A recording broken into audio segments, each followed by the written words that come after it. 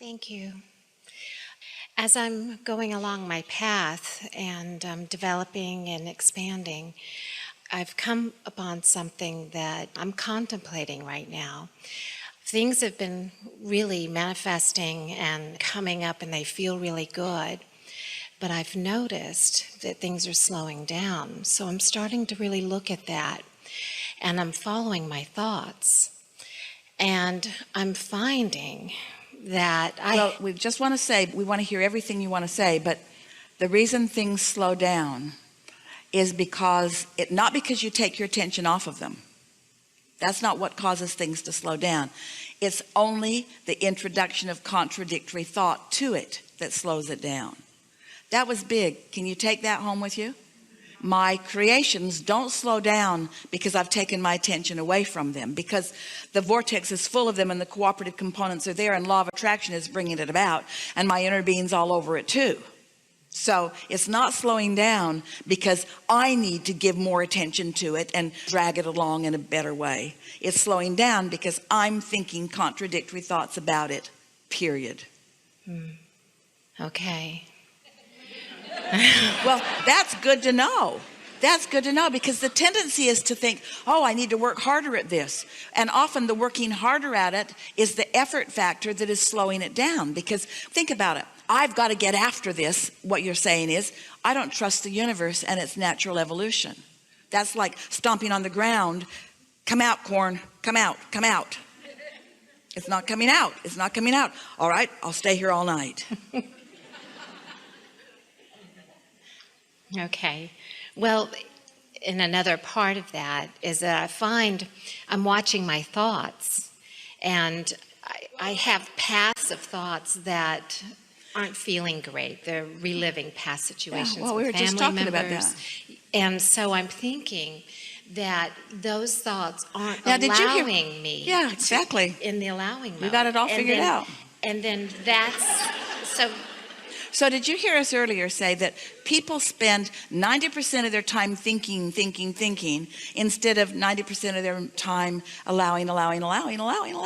What we want you to contemplate is the difference between a thought I've received and a thought that I'm working to death. Here's an easy way to do this. When you think about what you want and why, usually you're in a more allowing state where you can receive more. But when you're thinking about what I want and where it's going to come from and when it's going to come and who's going to bring it and how it's going to get there and who's going to bring it and when it's going to get there and where it's going to come from and why it isn't here yet, and then those thoughts are slowing it down. Too much thought. You see, there are so many of you who have been very precise in your creation. You believe, and rightfully so, in moving things from one place to another. There are plenty of things that you can do with your action and with your words that you can see as productive, until you get somebody in your life that just doesn't respond to your harping. You know, I've told you 15 times to do that. Why isn't it done? That's a clue. That's a clue. Harping doesn't get the trash taken out. You know that if you've got teenagers. So you can beat them down so that they'll be like robots and do anything that you harp about, but that's not meaningful life for you or for them. And so you want to start, we're using this word in a very strong way. You want to stop harping at yourself. Stop demanding and efforting and start trusting the process a little bit. I've been asking. I know that it's in progress. I believe that my inner being is on it. I've come to believe that I'm worthy of it. And now my singular intention is to meditate every day for 15 minutes so that I have a few seconds of potentially receiving a thought. And when I do, if it's blissful and strong, I'm going to follow it.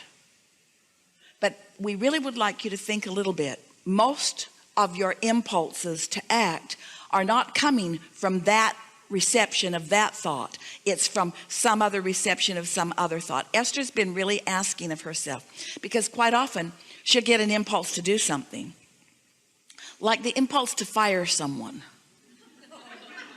Now think about it. That person is toast. I've just had it. That impulse to fire someone. Do you think that comes from this receptive mode or from this receptive mode? You see what we're getting at? Now that's a strong example, but so you put on your clothes, they don't fit right, they don't look good, and so suddenly you have an impulse to run 5 miles every day. Where did that impulse come from? Did it come from source? Did it come from the receiving mode, or did it come from really being unhappy with where I am and deciding that once and for all I'm finally going to do something about it? This is the distinction that we want you to feel the difference of, because as humans, you have a tendency to act more from your awareness of what you don't want. You look around and you find a problem, and then you wrestle that problem to the ground and you kill it. And as soon as it's dead, there's 5 more just like it. Because your attention to it doesn't get rid of it. Your attention to it causes it to multiply. This seems odd in an action-based world, and an action-based world is the world you currently live in. We're wanting you to shift your action-based world to a vibrationally aware world. So rather than acting on things, which usually comes from your awareness of what you don't want, we would like you to cool your jets and wait for the inspiration that is truly tuned to the solution. Because every subject is 2 subject, wanted or solution, and unwanted or problem. Every subject is that way. And so you just got to ask yourself, where's this impulse coming from? What thoughts have I been thinking? What momentum of energy am I following? And most humans are following the momentum of trying to fix a problem. That's what makes you run out of steam. That's what makes you get tired. That's what makes you feel confused. That's what makes you feel defeated. Esther heard a song on the radio. She likes to listen to Pulse and Blend and some of those XM stations. They have a lot of different music. And there was a song about how everything is just so heavy. It's so heavy to pick everything up. And Esther thought, that's a depressed person right there. In other words, when you're depressed or discouraged or grieving, everything's heavy. Everything's hard. Oh, I think I'll eat my breakfast, but the spoon is so heavy. Everything is so heavy because you're not utilizing the resources of the energy of the world. The non-physical energy is buoyant, you see. So it's just about making that distinction a little more every day.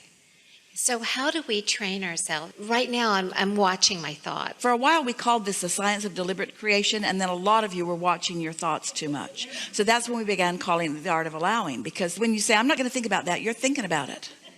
You're thinking about that thing you're not going to think about, and law of attraction is bringing you more thoughts about that thing you're not going to think about until you can't not think about that thing. In fact, it's just about all you can think about. And so you need some way of breaking the momentum of what you're thinking about. If you catch yourself early in the morning, the momentum is far less.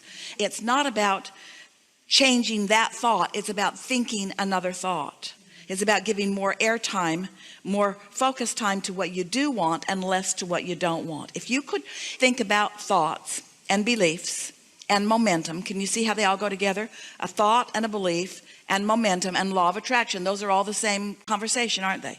So if I think that and speak about it, then law of attraction is going to bring me more, and there's going to be momentum. And the more momentum there is, the stronger belief is, and the more difficult it is to let go of it, even if it's a detrimental belief. So when you say, well, I'm going to get rid of all of this belief, we say, no, you're not, because you're focused upon the thing you're trying to get rid of, and you can't get rid of the thing that you're focused on that you're trying to get rid of. Law of attraction will not let you do that. Nor can you jump to the total other end of the stick. That's just asking the impossible. It's not because your brain is weak. It's because law of attraction is strong. You can't stop thinking that and start thinking that. It's too much. But in the contrast that you've lived, when you knew what you didn't want, you put what you did want in your vortex. So there is a point of attraction that is working for you that you're just not that tuned into yet. But when you meditate, you're tuned into it for a minute. And when you meditate again, you're tuned into it. And when you meditate again, you're tuned into it until after a little while, 3 or 4 days or 4 or 5 weeks, sometimes it takes a little while, you'll start receiving a thought because you've allowed yourself the space to receive it. That's why we're encouraging you to just reach for a thought that is more satisfying rather than going for broke and trying to get all the way there. Mm-hmm. There is an effort factor that happens with so many well-meaning humans. And it comes from your exposure to life where you see unwanted things that you want to change, and then you sort of dig in to want to change them. And the harder you try, the worse it gets, and the worse it gets, the harder you try, and the harder you try, the worse it gets, until you finally get to a place where you just give up because it's so confusing, so convoluted. And we say that's a good place to get to, because when you finally give up, you're not giving up your desire, you're giving up your futile effort. We want effort to not be a friend of the community. Effort will get you mediocrity.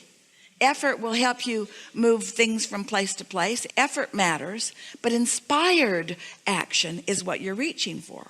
And so you've heard a lot from us. So we're just going to break this down because your question was very poignant, and a lot of people hold the same question. So we're just going to speak just the high points of what we've talked about here. Stop trying so hard. Give yourself a break more often. Stop taking score of where you are and how you're doing so much, which means stop trying to see yourself through the eyes of others who don't really understand. And just for a little while, let what really matters to you be how satisfied you feel moment by moment. And we're not kidding. It won't be more than a week or two that you'll be moving through a segment of life and you'll realize you're feeling satisfied. Your walks will be more satisfying. Conversations will be more satisfying. People you're interacting with will be more satisfying. Your dreams will be more satisfying. Your moment-to-moment experiences will be more satisfying. And really, isn't that the key to happily ever after? Satisfied, satisfied, satisfied, satisfied. And you have to accept that in this continuing ongoing life that you're living, that you're just going to keep putting more in the vortex that's going to be coming down the pipeline. So there's always going to be more in the state of manifestation. There's going to be more coming down the pipeline. Well, if you need it to have all come down the pipeline and all have manifested before you give yourself a break and say I have succeeded, you're not ever going to be there, because it's not ever going to all get there, because you're not ever going to stop exploring and asking for more, for an amendment. That's what puts the eternalness in eternity. And so you just got to give up needing it to be done before you give yourself a break. You got to give yourself a break now, and not by saying, oh, I've tried so hard, I must be virtuous in some way. That's not what we mean at all. You've got to stop trying, because you are not the energy factor. The energy factor is the source factor. You're not the momentum factor. Law of attraction is the momentum factor. You are the focus factor. That's all you are. You're the focusing factor, and you can focus on what is less satisfying or more satisfying. And once you get that, oh, you'll feel like the most blessed person on the planet. It will feel to you like there's a concierge in the sky just moving ahead of you, just making sure everything's just right for you. Just making sure that everything's just right for you.